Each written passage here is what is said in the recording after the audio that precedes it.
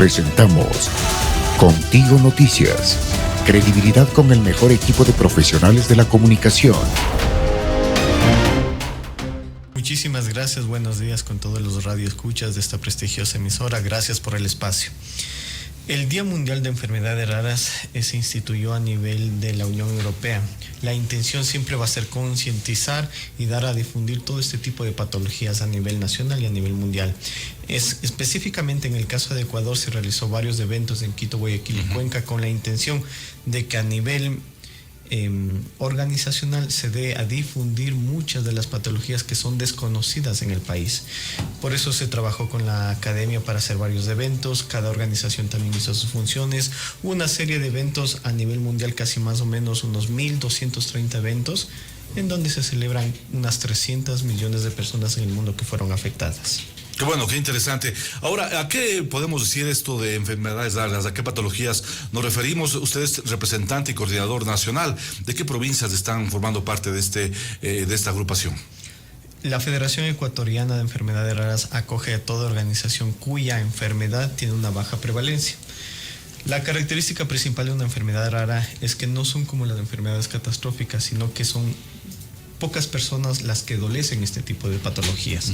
¿Cuáles son las más comunes actualmente aquí en el país? Las más registradas a nivel nacional tenemos hemofilia, acromegalia, Cushing, síndrome de Turner, muchas de ellas genéticas, muchas de ellas que atacan el sistema inmune, pero sobre todo con una principal característica, muchas necesidades y muchos requerimientos que necesitamos que por parte del Estado faciliten este tipo de pacientes. Ahora, ¿qué tratamiento ha dado el Estado justamente para los pacientes? Porque son enfermedades algunas muy costosas. Alguien hablaba que tenía que hacer, esfuerzos grandes los familiares para poder hacer los tratamientos especialmente a niños que adolecen de estas enfermedades. Correcto.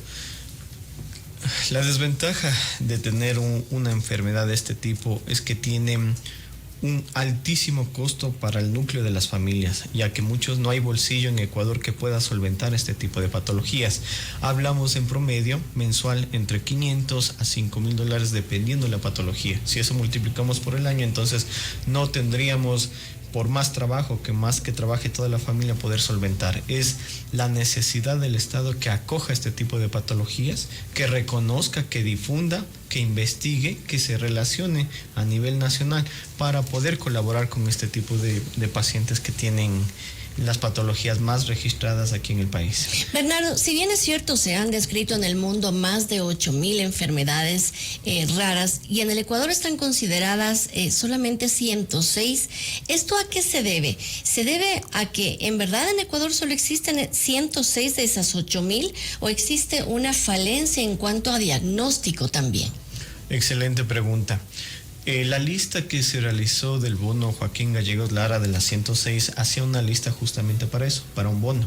En realidad en el país consideramos que debe haber no menos entre 50 a 200 enfermedades registradas de un total de 6,000 que hay a nivel mundial. El problema está justamente en eso, en saberlas diagnosticar, en saberlas encontrar. Es muy difícil, tanto para el Estado como para las familias, invertir dinero justamente para saber dónde están localizadas. Pero aún así, hay muchos esfuerzos que hace también el Estado por identificarlas a nivel nacional. Entre ellas está el Registro Único de Enfermedades Raras, que ya se lanzó hace 2 años, que busca localizar a estas patologías, a estos pacientes en las zonas geográficas de Ecuador para saber qué patología tienen, qué diagnóstico tienen y en qué estado está. Justamente el día de ayer se hizo un foro por parte del Ministerio de Salud, el segundo foro de enfermedades raras a nivel nacional, en donde ya lanzaron unos números. Aproximadamente hay 1.517 personas, pacientes que están registradas con patologías a nivel nacional. 1.517. De las cuales 490 han completado el proceso de registro. Esto es un registro gratuito, es un registro en línea y la intención es justamente crear la data, porque no conocemos dónde están estos pacientes, quién los tiene, en qué circunstancias están y más que todo saber, una vez teniendo esta información, crear y generar políticas públicas enfocadas a esas necesidades. Esa es la función justamente de las organizaciones, el cubrir los espacios que el Estado no cubre. Gran parte de las fundaciones, de las organizaciones nacionales, tratan de solventar y buscar primero subsidios, bonos, referencias con organismos internacionales para cubrir lo básico, que son los exámenes, porque los exámenes genéticos en su mayoría son muy costosos. Y se hacen afuera, ¿no? Correcto. Y en muchos casos se oculta también esta realidad. Así es, porque más del 70% son subdiagnósticos. Si hablamos que se demora en promedio 6 años, cada paciente pasa siquiera por 6 diagnósticos. El caso, pidiendo disculpas, del caso de mi hijo, 19 años, 6 diagnósticos diferentes. Y hasta ahora no tiene tratamiento adecuado. Entonces, eso es común en este tipo de enfermedades, porque pasan por muchos especialistas, muchas medicinas básicas que existen y no encuentran una mejora en su estado de salud y cada vez se van deteriorando. Para hacerlo incluso más vivencial, o sea, para que las personas podamos entender, porque, claro, muchos dicen, sí, mi hijo le dio gripe, mi hijo le dio COVID, mi hijo le dio tal cosa, o yo mismo sufro de eso, pero ¿Cómo vive? Cuéntanos un poco más bien la realidad. Las dolencias, el día a día ¿Qué pasó con su hijo, por ejemplo? ¿Qué empezó a sentir? ¿Cuál es la enfermedad y cuáles son los diagnósticos que ha tenido? Gracias por la pregunta. Cuando él tenía 5 años comenzó con un diagnóstico en el sistema hematológico. Él lamentablemente pasó 6 años con un tratamiento que no era el adecuado. ¿Cuándo nos dimos cuenta? Cuando comenzó a presentar otros síntomas en el sistema inmune, en el sistema nervioso, lo que llevó a otros especialistas. Calculamos que para identificar una enfermedad rara tiene que pasar al mínimo por 5 especialistas cada persona. El problema es que no lo hay. En ese entonces en el Baco Ortiz no había todavía un inmunólogo, que al igual que el genetista son los médicos de base que ayudan a identificar este tipo de enfermedades. Esto no es muy aislado, de hecho es muy común a nivel de enfermedades raras, porque tenemos que tomar en cuenta que las personas de enfermedades raras se ven como nosotros, a nivel normal. Y sus dolencias y sus daños, sus secuelas es a nivel interno. Por dentro es el daño terrible que ellos tienen. Voy a nombrar unos pocos, entre ellos esta fibrosis quística. Son pacientes que tienen un daño terrible a nivel del sistema respiratorio. Muchos de ellos tienen que utilizar oxigenación. Hay casos a nivel de provincias en donde no tienen atención básica ni para los medicamentos necesarios que necesitan. 1, por el traslado, 2, por los costos, 2, por el desconocimiento de los médicos, 3, porque muchos de los pacientes consideran justamente eso, que son posiblemente una enfermedad común. Entonces, al no tener el tratamiento adecuado, desarrollan la enfermedad y van al hospital cuando ya ha sido tarde. Eso se repite, calculamos nosotros, casi en la mitad de las provincias de la costa y de la sierra. No se diga del oriente, donde no hay mucha información con respecto a esto. Ahora, ¿qué hace usted con su esposa para el tratamiento, con sus demás hijos, no sé, respecto a esta situación que tiene que vivirla día a día? Pasa un mes, ahora estamos ya otro mes de marzo. ¿Cómo conseguir el medicamento? ¿Cómo viajar a Cuenca? De pronto usted tiene un trabajo autónomo, independiente, para poder desplazarse, porque también eso involucra algunas dificultades y todo lo demás. Ajá. Correcto. Gran parte de los cuidadores, que es la persona, que por lo general es un familiar, siempre tiene que estar uno de los dos trabajando, porque los dos no pueden trabajar justamente por el cuidado que implica este tipo de pacientes. Lo que lleva al un familiar a esforzarse mucho y al otro familiar buscarse la forma, sea particular, de solventar este tipo de situaciones. La mayoría de los familiares llegan a endeudarse y obviamente ningún padre quiere ver a su hijo sufrir, y es ahí el esfuerzo que uno hace para conseguir los recursos necesarios para encontrar este tipo de tratamientos. Actualmente el tratamiento que él recibe, cabe recalcar, después de muchos años lo cubre en un 100% el sistema del Seguro Social. Y mira qué rescatable, ¿no? Yo la verdad es que admiro mucho a estas personas y familiares, porque claro, no es solamente, como decíamos hace un momento, Bernardo, el sufrimiento de la persona que padece, sino es un sufrimiento de toda la familia, el tener que turnarse en una atención, por ejemplo, en este caso el tener que viajar, e incluso en este caso como el suyo, por ejemplo, que no es que solamente lucha porque su hijo pueda acceder a una medicina, sino que tienen que formar precisamente estos grupos de lucha para ver si en algún momento el Estado ecuatoriano, a través de sus gobernantes, puede decir si en efecto, si en verdad es un grupo minoritario, son personas que están sufriendo. Y no solamente eso, sino que el unir a este tipo de organizaciones y asociaciones es el único camino, porque cuando creamos la federación como tal, logramos unir varias patologías a nivel nacional para una sola lucha, porque todos necesitan medicina, tratamiento, equipos multidisciplinarios, y la intención justamente de la unión es buscar los espacios tanto en la ley, en la Constitución, como en los espacios que el Estado tiene que darnos. Es muy difícil, se hacen muchos plantones, se sale a la calle, se sale a gritar por un derecho que está escrito, pero que no se aplica. Ahora, usted dijo que esto lo detectaron a los 5 años. ¿Qué sintió cuando se graduó y ahora que está estudiando su hijo? ¿Cómo ha ido evolucionando la enfermedad?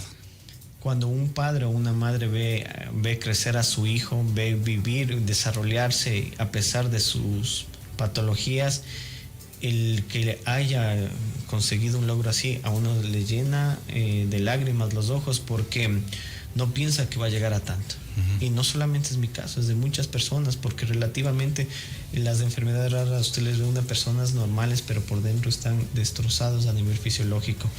Es muy interesante motivar a este tipo de personas, a este tipo de pacientes a que lleguen a conseguir logros. Son personas productivas que buscan un empleo, que buscan destacar también, lamentablemente, que el tiempo de vida de ellos es muy corto. Y ahí la importancia de aprovechar el tiempo que les... ¿Y ahora qué está estudiando en la universidad? ¿Qué? Él sigue biotecnología en la ESPE, ya está en un segundo año. Él tiene el reconocimiento justamente de la universidad y la apoya hasta cierto grado. Pero no siempre es así, porque este tipo de pacientes también tienen un poco de sesgo, obviamente por la situación que ellos viven. Pero lo importante es que se esfuerzan y tratan de ser productivos para la sociedad también. Ahora, ¿cuál es el resultado que ha tenido de estos años a estar al frente de la coordinación nacional de esta federación, de recibir justamente testimonios de padres de familia, de los dos chicos que han sufrido estas enfermedades raras? Y también pues hemos visto que, como decía Alexandra, pues han tenido que salir a marchas, a estar en los medios de comunicación, acudir a las autoridades del Ministerio de Salud en varios gobiernos. Pero ¿cuál ha sido la atención que han recibido de las autoridades? Lamentablemente, cada vez que cambia el gobierno, cambian también los funcionarios del Ministerio de Salud y toca volver a comenzar en muchos de los casos. Nosotros hemos propuesto varios proyectos, varios esquemas de trabajo en conjunto con el Ministerio. Unos son acogidos, otros no. Pero la Alianza Nacional por la Salud, con sus organizaciones, tratamos justamente de apoyar en algo muy fundamental, que son las leyes. Mientras no haya leyes para enfermedades raras, no vamos a poder conseguir. Y en la ley hay algo fundamental: presupuesto. Porque no hay presupuesto para enfermedades raras. Hace unos 15 días se hizo una propuesta ante la Comisión de la Salud, en donde se le presentó un estudio muy completo de cómo incluir en la Ley Orgánica de Salud una propuesta de ley para ayudar a financiar este tipo de enfermedades. ¿Qué les han dicho desde la legislatura? Estuvo aquí en días pasados el asambleísta Marcelo H., que me parece que es de la Comisión de Salud precisamente, y él decía que sí, que en efecto los habían recibido, pero ¿hasta dónde va en verdad ese comprometimiento para tratar de aprobar estas reformas y sobre todo el presupuesto, ¿no? La esperanza es lo último que se pierde. Esta ley que hemos propuesto a ellos no es nueva. Este sistema legislativo tiene, creo que, 1 año de vigencia. Es muy difícil porque tiene que pasar por muchos procesos. Para que esta ley sea aprobada, no solamente se pone como ley de enfermedades raras, sino también como ley de enfermedades catastróficas y huérfanas. Entonces, hay la conciencia y el compromiso legislativo, pero el proceso es muy lento, y en esa lentitud hay muchos pacientes fallecidos. Por eso hay la importancia de que no salga al apuro, sino salga bien, porque es una ley que va a tener una vigencia de 5, 10, 15 años. Pero toca seguir haciendo presión y buscando estos espacios para que nos escuchen. El día de ayer hubo un evento en la Asamblea Nacional en donde justamente hay este tipo de compromisos. Más allá de la foto, más allá del registro, más allá del compromiso, solicitamos de manera muy especial a los legisladores que están a cargo de la Comisión de Salud que por favor revisen, nos escuchen, se desarrollen mesas técnicas justamente este proceso para mejorar y ampliar la ley a favor de las enfermedades raras y catastróficas. Ahora, ¿cuál sería su mensaje para toda la gente que nos está escuchando, que de alguna manera uno dice que importante es tener el trabajo, tener la salud, que es fundamental? La salud en este país es un lujo, por lo cual toca apreciarla. No todos vivimos con una salud diaria, no todos tenemos, damos por hecho muchas de las cosas, damos por hecho el que mañana voy a amanecer bien y las enfermedades raras o uno puede nacer con esto o uno se le puede desarrollar. Eso le iba a X edad. preguntar, ¿ya nacen las personas o a una persona adulta le puede dar una enfermedad rara? Correcto, correcto. Aquí hay un sistema que se llama el sistema de tamizaje neonatal, que registra 4 de las patologías principales hechas por el CGMED, que es del Estado. Pero es prevención, o sea, para saber si es que el bebé con la prueba del talón logró o tiene tendencia a hacer esto. Muchísimas gracias a nuestro invitado, hablando acerca de las enfermedades raras, aquí en Contigo Noticias. Son ya las 7 de la mañana, 1 minuto, vamos a una nueva pausa comercial y regresamos con más información. Esto fue Contigo Noticias. Los esperamos mañana desde las 6 horas en punto, con los protagonistas de la información.